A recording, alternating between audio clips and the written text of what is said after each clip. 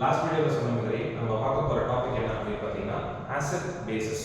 ஓகேங்களா? சரி, இதுல நாம ஒரு வீடியோவை லென்த்தியா கொண்டு போகிறதுல இஷ்டம் இல்லை. ஸோ உங்களுக்கு எது எதுலாம் ரிஸ்கா இருக்கோ அதை நான் பார்ட் நான் படிச்சிருக்கேன். இன்னைக்கு இந்த வீடியோவில் நம்ம பார்க்கக்கூடிய டாபிக் என்ன அப்படின்னு பார்த்தீங்கன்னா ஆசிட் அண்ட் பேசஸ்ல இருக்கக்கூடிய இன்ட்ரோடக்ஷன், இண்டிகேட்டர்ஸ், தென் அதுக்கப்புறம் வந்து பார்த்தீங்கன்னா அதில் இருக்கக்கூடிய chemical properties. Okay, first acid. ஜெனரலா ஆசிட் அப்படின்னு எடுத்துக்கிட்டோம் அப்படின்னு பார்த்தீங்கன்னா ஆசிடும் சரி பேஸும் சரி, இதுல நம்மளுக்கு மொத்தம் ரெண்டு டைப் இருக்கு. சரிங்களா? அதோட ஸ்ட்ரென்த்தை பேஸ் பண்ணி ஃபர்ஸ்ட் டைப் என்னன்றதை பார்க்கலாம். சரிங்களா? அப்போ நம்ம எடுக்கும்போது வந்து பார்த்தீங்கன்னா ஃபர்ஸ்ட் ஒன்று ஸ்ட்ராங் ஆசிட், ஸ்ட்ராங் பேஸ்.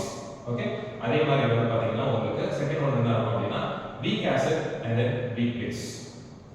சரி, அப்ப அந்த strong acid, strong base, weak acid, weak base எதை பேஸ் பண்ணி நீங்க ஸ்ட்ரென்த் வந்து ரொம்ப ஜாஸ்தியா இருக்கு அப்படின்னு சொல்லிட்டு நம்ம சொல்றோம் அப்படின்னு பாத்தீங்கன்னா அது எந்த ஒரு அது எவ்வளவு டிசோசியேட் ஆகுது. டிசோசியேட் ஆகுதுன்னா என்ன சார் அப்படின்னு பாத்தீங்கன்னா உங்களுக்கு அதுல இருந்து இருக்க ஒரு காம்பவுண்ட் இருக்கு அப்படின்னா அந்த காம்பவுண்ட் மொத்தமா பிரியுதா இல்ல எனக்கு அதுல ஒரு பார்ட் மட்டும் பிரியுதா அப்படின்றத பத்தி பார்ப்போம். ஸோ ரெண்டுத்துக்குமே உங்களுக்கு எக்ஸாம்பிள்ஸ் கொடுக்குறேன். So for example strong acid அப்படின்னு நம்ம எடுத்துக்கிட்டோம் அப்படின்னு பாத்தீங்கன்னா we can go for HCl. Okay, சரி, இப்போ நான் வீக் ஆசிட் அப்படின்னு எடுக்கும்போது நான் என்ன பண்றேன் அப்படின்னு பார்த்தீங்கன்னா CH3COOH. இதை டிசோசியேட் பண்ணும்போது எனக்கு என்ன ஆகுது அப்படின்னு பார்த்தீங்கன்னா ஒன்று H+, இன்னொன்று Cl-. அதாவது இந்த என்டையர் HCl எனக்கு என்ன இருக்கு அப்படின்னா ஃபுல்லா எனக்கு என்ன இருக்கு டிசோசியேட் ஆகுது.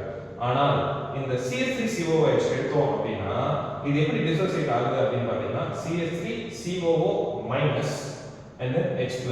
அப்ப எனக்கு இது ஒரு சின்ன காம்பவுண்ட். ஓகே, சின்ன இது பிரிஞ்சது. ஆனா இந்த பார்ட் எனக்கு என்ன பெருசா இருக்கு. அது மட்டும் இல்லாம இது ஃபுல் ஃப்ளெஜ்ல என்ன டிசோசியேட் ஆகல. ஃபுல்லா எனக்கு என்ன பிரிஞ்சு போகல. அப்ப பிரிஞ்சு போகாதனால it will be coming under what weak acids. அப்ப weak acids எந்த இடத்துல இருக்கும் அப்படின்னு பாத்தீங்கன்னா மேக்ஸிமம் எல்லா லிவிங் ஆர்கானிசம்ஸ்லயும் உங்களுக்கு என்ன இருக்கும் அப்படின்னு பாத்தீங்கன்னா இந்த weak acids and weak bases will be present. சிம்பிளா சொல்லணும்னா living things. ஓகே, அப்ப இந்த strong acid and strong bases எதுல இருந்து சார் ப்ரிப்பேர் பண்றாங்க அப்படின்னா mineral acids and mineral bases. அப்ப Cl, chlorine. ஓகே, தென் அதுக்கப்புறம் வந்து பாத்தீங்கன்னா sulfuric acid H2SO4, nitric acid HNO3. Okay, இந்த மாதிரி உங்களுக்கு எதெல்லாம் மினரல்ஸ்ல இருந்து நம்ம எக்ஸ்ட்ராக்ட் பண்ண முடியுமோ அதெல்லாம் நம்ம என்ன சொல்றோம் அப்படின்னு பாத்தீங்கன்னா strong acids. சரியா? அப்ப weak acids அப்படிங்கிறது strong பேஸும் அதே ஃபார்மட்ல தான். For example NaOH, sodium hydroxide. ஓகேங்களா? இது அப்புறம் இந்த மாதிரி இருக்கிறதுலாம் என்னது சேம் மெட்டல்ஸ் எலிமெண்ட்ஸ்ல இருந்து நம்ம என்ன பண்றோம் ப்ரிப்பரேஷன் பண்றது தான். ஓகே, இப்போ நம்ம பார்த்தது என்ன அப்படின்னு பார்த்தீங்கன்னா ஸ்ட்ரென்த்தை பேஸ் பண்ணி நம்ம என்ன பண்றோம் அப்படின்னா நம்ம பிரிச்சிருக்கோம். இது strong acids, strong base, weak acids, weak base. Okay, இப்போ இதுவே டேஸ்ட் பண்ணி பிரிக்கலாம்.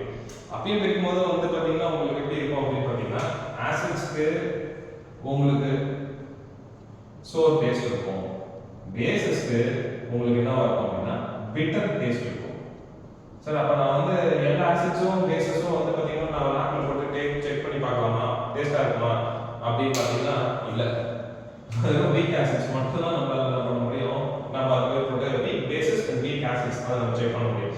ஸ்ட்ராங் ஆசிட்லாம் வாயில போட்டா அதுக்கு உங்களுக்கு வாயே இருக்காது. ஏன்னா அது என்ன பண்ண ஃபுல்லா உங்களுக்கு என்ன பண்ண கரோட் பண்ணிடும். So mineral acids as well as mineral base, அதாவது strong acids and strong bases are highly corrosive in nature. அது என்ன பண்ணிடும் அப்படின்னு பார்த்தீங்கன்னா அது நம்மளோட எந்த பாடி பார்ட்ஸ்ல படுதோ பாடி பார்ட்ஸ்ல மட்டும் இல்லாம இப்போ வந்து வீட்டில் ஏதோ ஒரு கிளீனிங் ஒர்க் போயிட்டு இருக்குன்னு வச்சுக்கோங்களேன், ஆசிடை எங்கேயாவது ஒரு இடத்துல ஏதோ ஒரு ஸ்பாட்ல பட்டுச்சு அப்படின்னா அந்த பர்டிகுலர் ஸ்பாட் மட்டும் கலர் என்டையராக டிஃப்ரெண்டா இருக்கும். ஓகேவா? நம்ம என்னதான் அதுக்கப்புறம் வந்து பார்த்தீங்கன்னா அந்த பர்டிகுலர் ஆசிடை ஸ்ப்ரெட் அவுட் பண்ணி க்ளீன் பண்ணாலுமே அந்த பர்டிகுலர் ஸ்பாட் மட்டும் உங்களுக்கு நல்லா கிளியரா தெரியும் ஆசிட் பட்டிருக்கு அப்படின்னு சொல்லிட்டு. அப்ப நார்மலா இருக்கக்கூடிய ஒரு கான்கிரீட்டுக்கே இல்ல ஒரு தரைக்கே அந்த நிலைமை அப்படின்னா நம்ம கையில பட்டா என்ன ஆகும் அப்படின்றத யோசிப்பாங்க. ஓகேங்களா? ஓகே, அப்ப இந்த புளிக்கிற டேஸ்ட், கசக்கிற டேஸ்ட் எதுல இருக்கும் அப்படின்னு பாத்தீங்கன்னா நம்ம வீட்டுல யூஸ் பண்ற தயிர் எடுக்கலாம், இல்ல லெமன் எடுக்கலாம். இதுல எல்லாத்துலயுமே உங்களுக்கு புளிக்கிற தன்மை இருக்கும். அது மட்டும் இல்லாம தக்காளி ஆக்சாலிக் ஆசிட் இருக்குல்ல, ஸோ அதனால அதுலயும் உங்களுக்கு அது புளிக்கிற டேஸ்ட்ன்றது ஒன்று இருக்கும். சரி, அப்ப கசக்கிற தன்மை அப்படின்னு நம்ம பார்க்கும்போது இதெல்லாம் வருது. நம்மளுக்கு கஷாயம் போட்டு கொடுக்கறதுனாலே நம்மளுக்கு கசக்காதான் நம்மளுக்கு எடுத்து கொடுப்பாங்க. எப்படி வேப்பில எடுத்து கொடுக்குறாங்களா, அதுல வந்து உங்களுக்கு நல்லா கசக்குதா, அதுக்கப்புறம் நம்ம பாவக்காய் போடுவோம், அது நிறைய பேருக்கு சாப்பிடுறது. ஓகே, அப்போ வந்து பாத்தீங்கன்னா அந்த பாவக்காயில உங்களுக்கு அந்த கசக்கிற டேஸ்ட் தான் இருக்கு இல்லைங்களா? சரி, அப்போ இந்த மாதிரி நான் வந்து என் வாயை வந்து காலி பண்ணி நான் வந்து அதுக்கேற்ற மாதிரி நான் செக் பண்ண நெக்ஸ்ட் நம்ம பார்க்க போறது இண்டிகேட்டர்ஸ். ஸோ அப்போ இண்டிகேட்டர்ஸை யூஸ் பண்ணி நம்மளால என்ன பண்ண முடியும் அப்படின்னு பார்த்தீங்கன்னா நாம பிரிக்க முடியும். ஆசிட்ஸ் எது பேசஸ் எது அப்படின்னு சொல்லிட்டு நம்மளால பிரிக்க முடியும். அப்ப நாம என்ன இண்டிகேட்டர்ஸ் யூஸ் பண்ணுவோம் அப்படின்னு பார்த்தீங்கன்னா ஒன்று நேச்சுரல் இண்டிகேட்டர்ஸ்,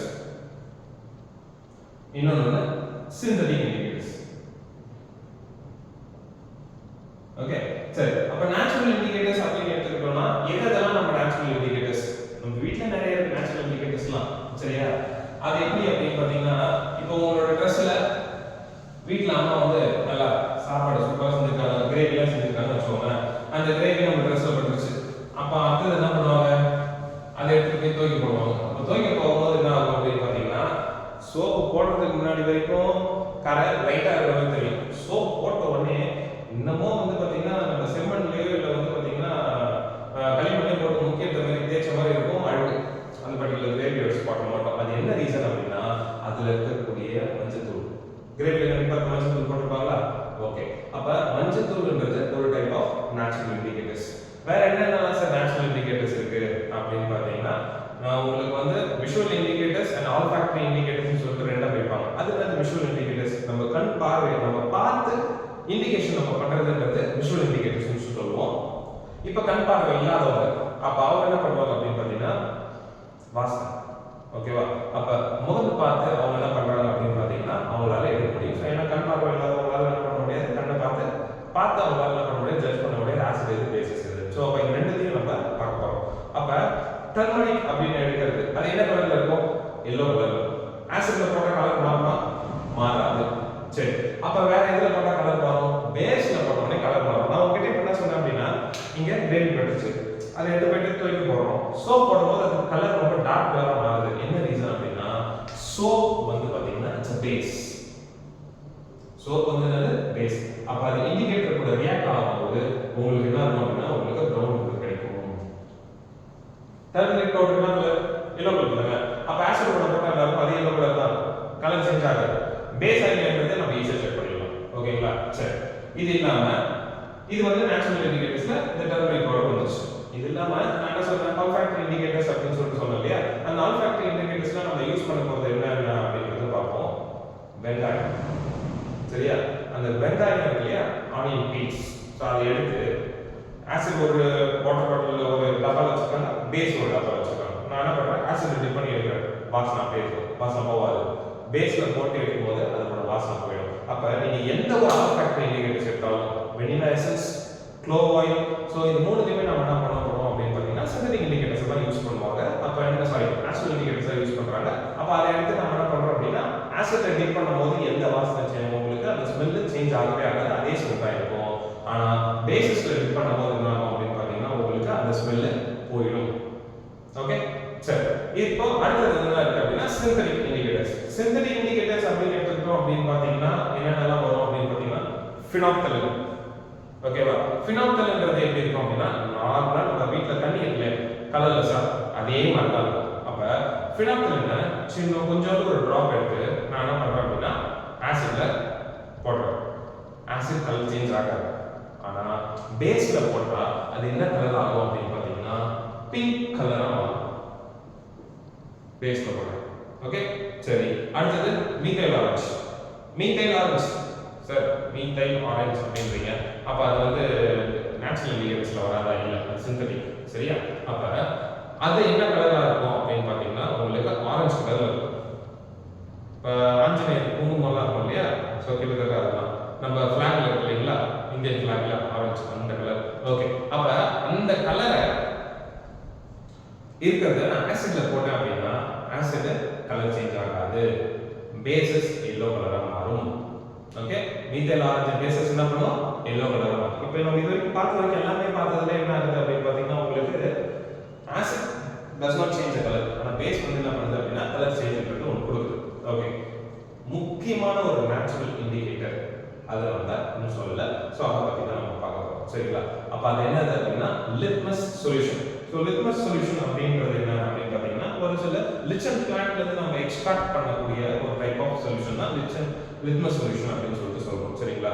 அப்ப அது எப்படி ஆக்ட் ஆகும் அப்படின்னா pH பேப்பர்னு சொல்லிட்டு நம்ம ஒன்று பார்த்துருக்கோம்ல, அது என்ன பண்ணும் அப்படின்னு பார்த்தீங்கன்னா உங்களோட pH ஸ்கேல்ல எனக்கு 0ல இருந்து அங்க ஆரம்பிச்சு நடுவில் 7 ஒரு நம்பர் வந்து அப்புறம் கடைசியில் 14 வரைக்கும் வரும். அப்போ இங்கே 0 எடுத்துக்கிட்டோம் அப்படின்னா உங்களுக்கு ரெட் கலரில் இருக்கும். அப்புறம் போக போக அந்த ரெட்டு கொஞ்சம் கொஞ்சமாக கலர் கம்மியாகி ஒரு பர்டிகுலர் லிமிட்டில் என்ன இருக்கும் எனக்கு ஆரஞ்சு, அதுக்கப்புறம் எனக்கு ஆரஞ்சு அப்படியே ஃபேடாக எனக்கு எல்லோ, அப்படியே எல்லோ ஃபேடாக எனக்கு என்ன இருக்கும் க்ரீன் கலர் நிற்கும். சரிங்களா? அப்புறம் அந்த க்ரீன்ன்றது எனக்கு அப்படியே கொஞ்சம் கொஞ்சமாக கம்மியாகி லைட் ப்ளூ மாறும், அதுக்கப்புறம் டார்க் ப்ளூ மாறும், பர்பிள் கிட்டத்தட்ட பர்பிள் கலர் மாதிரி உங்களுக்கு மாறும், டார்க் ப்ளூ. சரிங்களா? அப்போ இது எல்லாமே என்னது ஆசிட் இந்த பக்கம், இது நியூட்ரல், இந்த பக்கம் இருக்கிறது பேஸ். ஸோ இந்த எக்ஸ்ட்ரீம் எண்ட்ல வந்துச்சுன்னா அது ஸ்ட்ராங் ஆசிட், இந்த எக்ஸ்ட்ரீம் எண்ட்ல வந்துச்சுன்னா அது ஸ்ட்ராங் பேஸ், நியூட்ரல். ஓகேங்களா? ஓகே. அப்போ அந்த சொல்யூஷனை லிட்மஸ் சொல்யூஷனை நான் ஆசிட்ல ட்ரா பண்றேன் அப்படின்னா எனக்கு டிஃப்ரெண்ட் கலர்ஸ் கிடைக்கும். அந்த ஆசிடோட லெவல் ஸ்ட்ரென்த் என்ன அப்படின்றத பொறுத்து ரொம்ப ஸ்ட்ராங்கா இருந்தா என்ன கலர் இருக்கும்? ரெட். ஓரளவுக்கு மீடியம் வந்து ஆரஞ்சு எல்லோஷ் கலர்ல உங்களுக்கு கிடைக்கும். சரி, எனக்கு வந்து கிட்டத்தட்ட ஸ்லைட்லி அப்படின்னா நம்ம என்ன பண்ணோம் அப்படின்னா எல்லோஷ் கிரீன் அப்படின்ற மாதிரி நம்ம எடுத்துக்கணும்.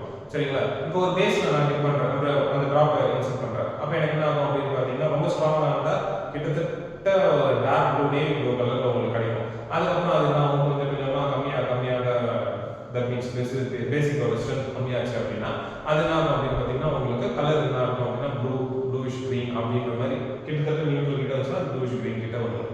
இதுதான் வந்து அந்த நேச்சுரல் இண்டிகேட்டர்ஸ்ல ஒன்று. ஓகேவா? இது இல்லாம நாம லிட்மஸ் பேப்பர்ஸ் நம்ம யூஸ் பண்றோம். ஸோ லிட்மஸ் பேப்பரும் லிட்மஸ் சொல்யூஷனும் கிட்டத்தட்ட ஒரே மாதிரி உங்களுக்கு கலர் டிஃபரன்ஸ் தான் காட்டும். சரியா? இது இல்லாம ரெட் லிட்மஸ் ஒன்று, ப்ளூ லிட்மஸ் ஒன்று. இதெல்லாம் ஆசிட் கூட டிப் பண்ண அப்படின்னா உங்களுக்கு கலர் சேஞ்ச் நடக்காது. ஆனா ஓகே, பேஸ் கூட ட்ரீட் பண்ணா இட் டர்ன்ஸ் ப்ளூ. ப்ளூ.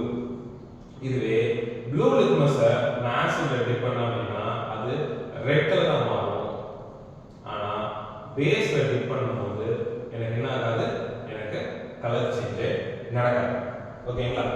இதுதான் உங்களுக்கு நம்மளோட ஆசிடையும் பேஸையும் பிரிச்சு பார்க்கறதுக்கான யூஸ் பண்ணக்கூடிய இண்டிகேட்டர்ஸ். அதுல வரக்கூடிய கலர் சேஞ்சஸ் இதுதான். என்னன்னா நேச்சுரல் இண்டிகேட்டர்ஸ்ல நம்ம என்னென்னலாம் பார்த்தோம்? உங்களுக்கு இருக்கிறது டர்மரிக் பவுடர், தென் அதுக்கப்புறம் வந்து பார்த்தீங்கன்னா லிட்மஸ் சொல்யூஷன், அதை லிட்மஸ் சொல்யூஷன் அப்படின்னு நம்ம எடுத்துக்கலாம், லிட்மஸ் எக்ஸ்ட்ராக்ட் அப்படின்னு எடுத்துக்கலாம். சரிங்களா? தென் நம்மளோட சிந்தட்டிக் இண்டிகேட்டர்ஸ்ல வரக்கூடியதெல்லாம் எது? மிథைல் ஆரஞ்சு, ஃபினாப்தலின், தென் அதுக்கப்புறம் வந்து லிட்மஸ் பேப்பர், pH பேப்பர்னு சொல்லலாம் அந்த paper, red litmus paper and blue litmus paper. இதெல்லாம் தான் உங்களுக்கு இண்டிகேட்டர்ஸ்ல இருக்கக்கூடிய டிஃபரெண்ட் டைப்ஸ். இது எல்லாமே இதுல வந்து விஷுவல் வரும். அடுத்தது ஆல்ஃபாக்டரி இண்டிகேட்டர்ஸ் அப்படின்றது என்னது? ஸ்மெல்ல பேஸ் பண்ணி வரக்கூடியது. அப்ப ஸ்மெல்ல பேஸ் பண்ணி வரக்கூடியது அப்படின்னா நம்ம என்ன பண்றோம் அப்படின்னு பார்த்தீங்கன்னா onion peels, clove oil, vanilla essence, so இதெல்லாம் போட்டு நம்ம என்ன பண்றோம்? செக் பண்றோம். வாசனை போயிடுச்சுன்னா அது பேஸ், வாசனை போகல அப்படின்னா அதை நம்ம என்ன பண்ணலாம்? ஆசிட் நம்ம கன்சிடர் பண்ணிக்கலாம். சரிங்களா? இப்போ அடுத்து நம்ம பார்க்க போறது என்ன அப்படின்னு பார்த்தீங்கன்னா இதுல இருக்கக்கூடிய chemical properties. Okay, so chemical ப்ராப்பர்ட்டிஸ்ல ஃபர்ஸ்ட் பார்க்க போறது என்ன அப்படின்னு பார்த்தீங்கன்னா உங்களுக்கு எப்படி ஆசிடும் பேசஸும் acid as well as bases react with metals. Okay, எல்லா மெட்டல்ஸும் ரிப்பீட்டட் அகைன் எல்லா மெட்டல்ஸும் ஆசிட் கூட ரியாக்ட் ஆகும். அப்ப ஆசிட் கூட ரியாக்ட் ஆனா இருக்கக்கூடிய பேசிக் ரியாக்ஷன் என்ன அப்படின்னு பார்த்தீங்கன்னா உங்களுக்கு சால்ட் ஃபார்ம் ஆகும், பிளஸ் உங்களுக்கு ஹைட்ரஜன் கேஸ் வெளில ரிலீஸ் ஆகும். சரிங்களா? ஓகே, சரி சார், இப்போ எனக்கு சால்ட் ஃபார்ம் ஆகுது. அது என்ன டைப் ஆஃப் சால்ட் ஃபார்ம் ஆகும்? நீங்க யூஸ் பண்ணக்கூடிய ஆசிடை பொறுத்து என்ன டைப் ஆஃப் சால்ட் ஃபார்ம் ஆகும் அப்படின்றது மாறும். For example hydrochloric acid HCl. அப்ப இந்த HCl இருக்கு அப்படின்னா நான் யூஸ் பண்ணக்கூடியது ஃபார் எக்ஸாம்பிள் ஜிங்க்னு வச்சுக்கோங்க. ஜிங்க் கூட எனக்கு ரியாக்ட் ஆகும். அப்ப ரியாக்ட் ஆகும்போது எனக்கு என்ன கிடைக்கும் அப்படின்னு பார்த்தீங்கன்னா uric zinc chloride. Okay, so இது ஒன்று. அப்ப எனக்கு ஹைட்ரஜன் கேஸ். அப்ப எனக்கு நீங்க என்ன பார்ட் இருக்கோ அந்த பார்ட் நான் எனக்கு மெட்ரோட சேர்ந்து உங்களுக்கு என்ன கிடைக்கும்? you will be getting what that particular salt plus hydrogen gas. சரி, இப்போ இந்த ஹைட்ரஜன் வரக்கூடிய கேஸ், எனக்கு கேஸ் தான் வருதுன்னு தெரிஞ்சு போச்சு. எப்படி தெரியும்? அந்த மெட்டல உள்ளார போட்டிருக்கேன், சுத்தி ஆசிட் இருக்கு. எனக்கு என்ன இருக்கும் அப்படின்னு பார்த்தீங்கன்னா ஒரு டெஸ்ட் டியூப் எடுக்கிறேன்.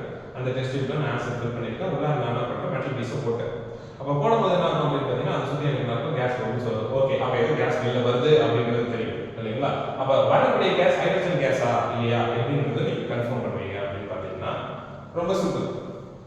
எரியிற கேண்டில் இல்ல பத்தி வச்சு கிழிச்சு எட்டு போயிட்டு இந்த முனையில வைக்கணும். வச்ச உடனே வருது இல்ல ஹைட்ரஜன் கேஸ், வந்த உடனே டப்புன்னு அடிபட்டுச்சு, அந்த ஃப்ளேம் ஆஃப் ஆச்சு அப்படின்னா அதனால ஹைட்ரஜன் கேஸ். புரியுதுங்களா? ஓகே சரி. அப்ப பேஸ் எல்லா மெட்டலும் பேஸ் கூட ரியாக்ட் ஆகாது. அப்ப எந்த மெட்டல் தான் சார் ரியாக்ட் ஆகும் அப்படின்னு பார்த்தீங்கன்னா ஜிங்கும் அலுமினியமும் பேஸ் கூட ரியாக்ட் ஆகும். சரிங்களா? இந்த ரெண்டு மெட்டலுக்கு பேர் நம்ம என்ன பேர் வச்சிருக்கோம் அப்படின்னா ஆம்ஃபிபிரிக் மெட்டல். ஏன் அந்த பேர் வச்சிருக்கோம்? இப்போ நம்ம ஆம்ஃபிபியன் எடுக்கிறோம். ஆம்ஃபிபியன் சின்ன வயசுல இருந்து நம்ம அதை படிச்சிருக்கோம், நமக்கு தெரியும். யார் ஆம்ஃபிபியன்? தவுல வந்து ஆம்ஃபிபியன். ஏன் ஆம்ஃபிபியன் பேர் வச்சிருக்கோம்? தண்ணியிலே இருப்பாரு, நிலத்திலேயே இருப்பாரு. அதே மாதிரி ஆசிட் கூட ரியாக்ட் ஆகும், பேஸ் கூட ரியாக்ட் ஆகும்ன்றதுனால அதுக்கு பேர் நம்ம என்ன சொல்றோம் அப்படின்னா ஆம்ஃபிபிரிக் மெட்டல்ஸ் அப்படின்னு சொல்லிட்டு இதுக்கு பேர் வைக்கிறோம். அப்பயும் உங்களுக்கு என்ன இருக்கும் அப்படின்னு பார்த்தீங்கன்னா சால்ட் பிளஸ் ஹைட்ரஜன் கேஸ் தான் ரிலீஸ் ஆகும். நிறைய ஞாபகம் வச்சுக்கோங்க. பேசிக்கான ரியாக்ஷனை நீங்க ஞாபகம் வச்சுக்கிட்டீங்க அப்படின்னா நீங்க அவங்க என்ன எக்ஸாம்பிள்ஸ் கொடுத்தாலும் அந்த எக்ஸாம்பிள்ஸ்க்கு உங்களால என்ன பண்ண முடியும் அப்படின்னு பார்த்தீங்கன்னா கெமிக்கல் ரியாக்ஷன்ஸ் ஈஸியாக எடுக்க முடியும். ஸோ அப்போ ஜெனரல் ஈக்குவேஷன் தான் மஸ்ட். ஜெனரல் ஈக்குவேஷன் நீங்க கிளியரா புரிஞ்சுக்கிட்டீங்கன்னா உங்களுக்கு ஈஸியா இருக்கும். சரியா? அடுத்தது நம்ம பார்க்க போறது என்ன அப்படின்னு பார்த்தீங்கன்னா மெட்டல் கார்பனேட்ஸ், மெட்டல் பைகார்பனேட்ஸ். அது என்ன sir metal carbonates, metal bicarbonates அப்படின்னு பார்த்தீங்கன்னா சோடியம் கார்பனேட் இல்ல சோடியம் ஹைட்ரஜன் கார்பனேட். மெட்டல் கார்பனேட்னால அதுக்கு ஒரு எக்ஸாம்பிள் தான் நான் உங்களுக்கு சொல்றேன். Sodium carbonate, sodium bicarbonate. Okay, இதுதான் அது மெட்டல் கார்பனேட், இதுனது மெட்டல் பைகார்பனேட். சரி ஓகே. அப்ப மெட்டல் கார்பனேட்டும் மெட்டல் பைகார்பனேட்டும் எனக்கு ஆசிட் கூட ரியாக்ட் ஆகும், பேஸ் கூட ரியாக்ட் ஆகுமா? ஏன்னா நம்ம கெமிக்கல் ப்ராப்பர்ட்டி தான் பார்க்கறோம். அப்ப ஆசிட் கூட ரியாக்ட் ஆகும், அதே மாதிரி என்ன ஆகும்? பேஸ் கூட ரியாக்ட் ஆகும். சரி, அப்ப இது கார்பனேட் அப்படிங்கிறது என்னது? It's base. ஓகே, அப்ப அது என்ன பண்ணாது அப்படின்னு பார்த்தீங்கன்னா உங்களுக்கு ரியாக்ட் ஆகாது. ஆசிட் பேசிஸ் கூட உங்களுக்கு என்ன இருக்காது? ரியாக்ட் ஆகாது. இது வெறும் என்ன இருக்கும்? உங்களுக்கு ஆசிட்ஸ் கூட மட்டும் தான் இருக்கும் ரியாக்ட் ஆகும். அப்ப ஆசிட் கூட ரியாக்ட் ஆச்சு அப்படின்னா உங்களுக்கு என்ன ஃபார்ம் ஆகும் அப்படின்னா ரொம்ப சிம்பிள், சால்ட். அப்ப இங்க இருக்கிறது யாரு? சோடியம். இங்க இருக்கிறது யாரு? குளோரைடு. அப்ப என்ன சால்ட் ஃபார்ம் ஆகும்? நம்ம உப்பு தான், சோடியம் குளோரைடு. ஓகே, இப்போ இது கூட இருந்ததுன்னா எப்பவுமே water carbon di oxide release ஆகும். சரி, எப்படி sir water carbon di oxide release ஆகுது அப்படின்னு பார்த்தீங்கன்னா இங்க நமக்கு ரெண்டு எடுத்துப்பாங்க. ஜெனரலா ஞாபகம் வச்சுக்கோங்க, நம்மளோட கார்பனேட் அண்ட் பைகார்பனேட் கூட வரது என்னென்ன இருக்கும் அப்படின்னு பார்த்தீங்கன்னா சால்ட் ஒன்று வந்துடும், வாட்டர் வந்துடும், கார்பன் டை ஆக்சைடு வந்துடும். ஸோ இது மூணுமே கம்பல்சரி. ஓகே, அப்ப water molecule, carbon di oxide. சரி, இப்போ இங்க அதேதான் NaCl வந்துச்சு. சரி, எப்படி இதெல்லாம் ஃபார்ம் ஆகுது அப்படிங்கறத பார்ப்போம். இந்த சோடியம் இருக்காரா, யூரோன் Cl சேர்ந்து NaCl ஃபார்ம் ஆச்சு. ஓகே, ஏன்னா இந்த பிரியும் போது எனக்கு என்ன கிடைக்கும் அப்படின்னா Na+ பிரிஞ்சிரும். ஓகே, H+ பிரியும். ஓகே, கவனிங்க.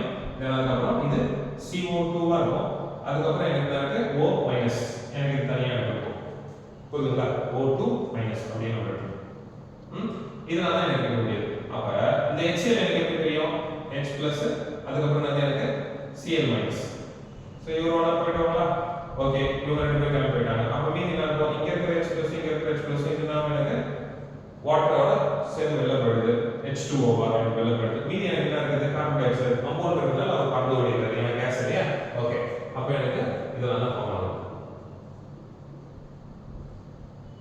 சார், அந்த ஹைட்ரஜனுக்கு ஒன்னு இருக்கு. இப்போ இந்த கார்பன் டை ஆக்சைடு கேஸ் தானே. அப்ப இந்த கேஸ்க்கு என்ன பண்ணலாம் அப்படின்னு பாத்தீங்கன்னா ரொம்ப சிம்பிள். கால்சியம் ஹைட்ராக்சைடு கூட உள்ளார ஊதணும். அதாவது இப்படி எடுத்துட்டு ஃபூஃப்னு ஊதக்கூடாது. ஸ்ட்ரா எடுத்துட்டு அது என்ன பண்ணணும் அப்படின்னா அந்த பபிள் வந்து உங்களுக்கு என்ன இருக்கணும்? அடிப்படையா எனக்கு என்ன இருக்கணும் அப்படின்னா வெளில போகணும். அதாவது இது வந்து எனக்கு கால்சியம் ஹைட்ராக்சைடு அப்படின்னா அந்த ஸ்ட்ரா வந்து எனக்கு எங்க இருக்கணும்? அடியில் இருக்கணும். நீங்க என்ன பண்ண வேண்டாம், ஸ்ட்ராவை வெளில எடுத்து வச்சுட்டு டெஸ்டிபிள் நான் ஊதுறேன் சார், எனக்கு வந்து கால்சியம் ஹைட்ராக்சைடு கலரே மாறல சார், அப்ப என் வாயில இருந்து வரது கார்பன் டை ஆக்சைடு இல்லையா அப்படிலாம் கேட்கணும்.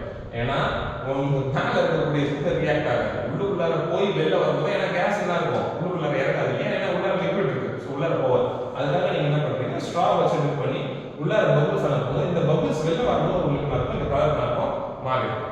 ஓகேங்களா? சரி, அப்போ இந்த கலர் மாறி இருக்கிறதுக்கு என்ன வருது உங்களுக்கு? ஒயிட் கலரா மாறும். சரி, ஒயிட் கலரா மாறிடுச்சு. திருப்பி நீங்க கொடுத்துட்டே இருக்கீங்க அப்படின்னா அதுனாலும் அது திருப்பி டிசால்வ் ஆகி கலர்லெஸ்ஸா மாறிடும். ஓகே, சோ இங்க ஒரு பார்ட். இப்போ அடுத்தது என்ன அப்படின்னு பார்த்தீங்கன்னா செகண்ட் டாபிக். தென் அடுத்த சப் டாபிக் என்ன அப்படின்னு பார்த்தீங்கன்னா நம்மளுக்கு ஆசிட்ஸும் பேஸும் எப்படி ரியாக்ட் ஆகுது அப்படின்றத நம்ம பார்க்கணும். அப்ப ஆசிடும் பேஸும் ரியாக்ட் ஆகுமா அப்படின்னா ரியாக்ட் ஆகும். இதை நீங்க வந்து ஃபர்ஸ்ட் சாப்டர்லயே படிச்சிருப்பீங்க. என்ன படிச்சிருப்பீங்க அப்படின்னு பார்த்தீங்கன்னா டபுள் டிஸ்பிளேஸ்மென்ட் ரியாக்ஷன்ல படிச்சிருப்பீங்க. பிளஸ் அது பேர் என்ன சொல்லிருப்பாங்க அப்படின்னு பார்த்தீங்கன்னா நியூட்ரலைசேஷன் ரியாக்ஷனும் அதுக்கு பேர் சொல்லிருப்பாங்க. சரிங்களா? அப்ப ஒரு ஆசிட் இருக்கு, ஒரு பேஸ் இருக்கு.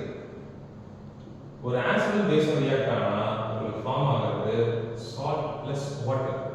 நமக்கு தெரிஞ்ச வச்சு ஆசிட் போமா HCl போயிடும். அதுக்கப்புறம் நம்ம என்ன பண்ணுவோம்? நம்மளோட பேஸ் எடுத்துப்போம். அப்ப இங்க இருக்கிறதுல Cl ம் Na ம் ஒன்னு சேரும். அப்போ உங்களுக்கு என்ன ஆகுது அப்படின்னு பார்த்தீங்கன்னா NaCl ஃபார்ம் ஆகுது. பிளஸ் இங்க இருக்கிற ஒரு ஹைட்ரஜனும் இங்க இருக்கிற ஒரு OH சேர்ந்து எனக்கு என்ன ஃபார்ம் ஆகுது? உங்களுக்கு வாட்டர் ஃபார்ம் ஆகுது. ஓகேங்களா?